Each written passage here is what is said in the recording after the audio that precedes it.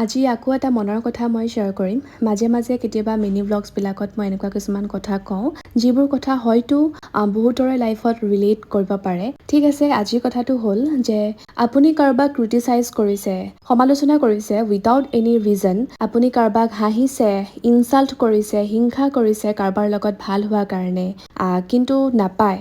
যিবোৰ কাম আপুনি কৰি আছে কাৰোবাৰ লগত, সেইবোৰ কিন্তু তেওঁক এফেক্ট নকৰে, উল্টা আপোনাৰ লাইফতে এফেক্ট হ'ব বহুত বেয়াকে। গতিকে এইবোৰ কাম কৰাটো একদম বেছি বেয়া কথা।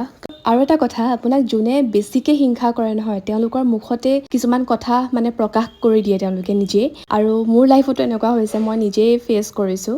ফাইনেন্সিয়েলি আপুনি ষ্টেবল, ৰাইট? আপোনাক চিনি পোৱা সকলোৱে গম পায়, সেইটো আকৌ এক্সট্ৰাকৈ ক'বলগীয়া কোনো কথাই নহয় বাৰু। আপোনাৰ টকা পইচা বহুত আছে, আমাৰ হয়তো কম আছে, কিন্তু কোনেও কাকো খুৱাই বোৱাই ৰখা নাই দিয়কচোন। লাইফৰে কোনো গেৰেণ্টি নাই, টকা পইচা কি আৰু।